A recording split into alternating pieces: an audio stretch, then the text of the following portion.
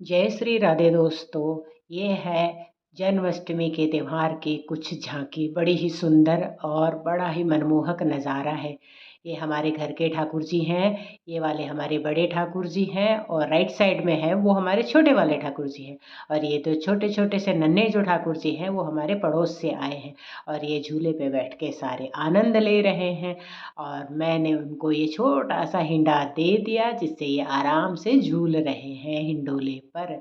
और ये एक छोटा सा सेटअप तैयार किया था मैंने। जो ये था ये स्टील का बना हुआ झूला है और छोटी सी यहाँ पर तैयारी करी थी। ये सारी तैयारी मैं आपको आगे एक एक करके बताऊंगी किस तरीके से मैंने ये सेटअप तैयार किया। ये देख सकते हैं, ये है वो झूला, स्टील का जो झूला है।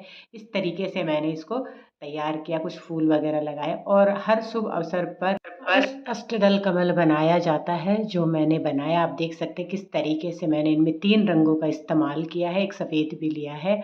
और ये बनाना हमारे घर के लिए सौभाग्य का प्रतीक होता है। धीरे धीरे करके जैसे मुझे कुछ नज़र आता गया मैं यहाँ पर चौकी पर रखती गई और चौकी सजाती गई। और बहुत सारे मैंने यहाँ पे पट्टे भी रखे थे, स्टूल भी रखा था और छोटे छोटे मुड्डे वगैरह, स्टैंड वगैरह वो भी रखे थे और रख के मैंने इसको तैयार किया था।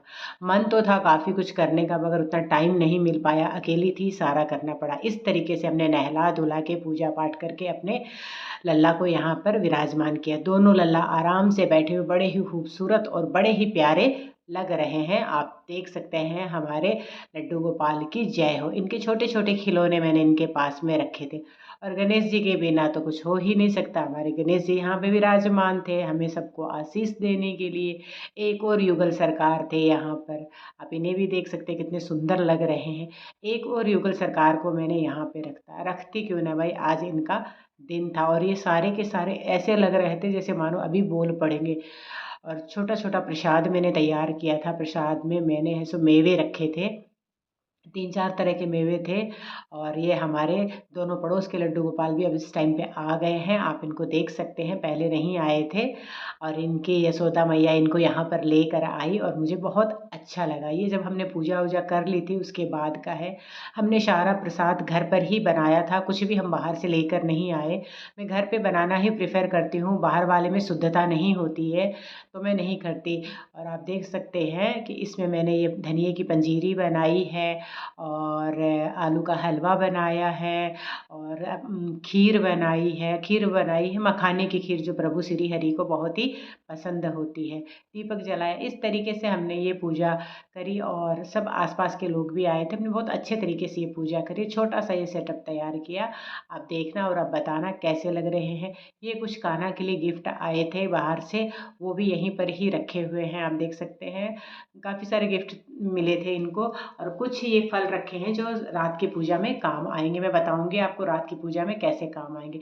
यहाँ तुलसी जी की भी पूजा हुई, जहाँ विष्णु भगवान हो, जहाँ श्री हरि हो, वहाँ भी सारा कुछ करते करते मुझे रात्रि के ये 12 बजे का दृश्य है। जैसे ही रात्रि के 12 बजे मैं नहा धोकर आई और भगवान को उठाने लगी। सबसे पहले मैंने शंख बजाया और भगवान को उठाया और मैंने कहा जागो प्रभु जागो, अब तो आपका आने का टाइम हो गया है। और 3 बार शंख बजाकर मैंने है सो श्री हरि को उठाया। और हमारे यहाँ पर कोई भी कार्य, जो सुबह की जो पूजा भी होती है उसमें शंख बजता है और ये अनिवार्य है, हमारे यहाँ बजता ही बजता है सुबह की पूजा में और शाम की पूजा में, कभी कभी शाम को भी बजता है।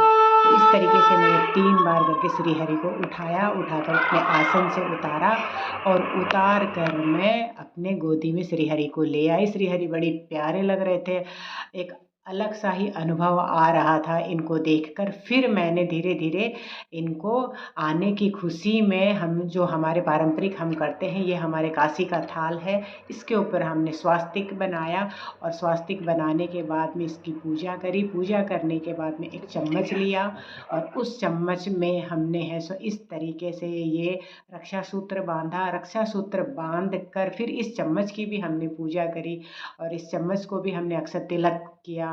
इन सब को करने के बाद में हमने ये थाल बजाया, बधाई हो बधाई और लाला जन्म हो गया। हमारे अड़ोसियों पड़ोसियों को भी खबर लग गया कि हमारे यहाँ पर थाल बज चुका है, मतलब कि कान्हा जी का जन्म हो चुका है। इसके बाद में हमने रात्रि में कान्हा जी को स्नान करवाया वो आप देखिए हमने किस तरीके से कान्हा जी को स्नान कराया। ये हमने शुद्ध गंगा जल से पहले स्नान कराया श्री हरि को, प्रभु जी को, लड्डू गोपाल को।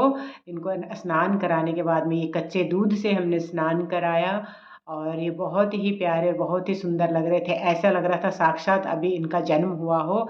उसके बाद में हमने ये नारियल के पानी से स्नान कराया इनको और दूध से भी करवाया, दही से भी करवाया। शायद वो क्लिप कहीं मिस हो गई है। दूध था, दही था, इसमें शहद था, नारियल का पानी था और पंच फल थे जिनसे हमने इनको स्नान करवाया। और ये बहुत ही अच्छा लग रहा था, ऐसे मानो ऐसे लग रहा था कि हम एकदम किसी के दास हो गए हैं।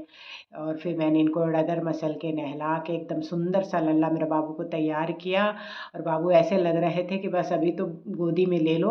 मैंने फटाफट बाबू को हल्के से गर्म पानी, हल्का सा गर्म पानी किया। शहद था, दूध दही था, इसलिए घी था। फिर हल्के से गर्म पानी से करके फिर मैंने इनको चीनी से हल्के हल्के से इनकी मालिश करी।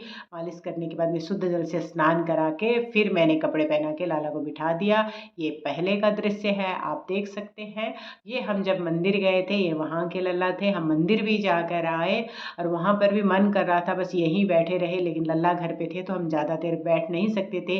1 घंटा हम वहाँ मंदिर में रुके। ये सारा मंदिर की झांकी है। ये मंदिर के विष्णु भगवान हैं और ये वहाँ के लड्डू गोपाल है और सारे लड्डू गोपाल भी मंदिर में आए हुए थे, वो थे। ये हमारी महारानी गौरी दुर्गा है, देख सकते हैं कितनी सुंदर लग रही हैं।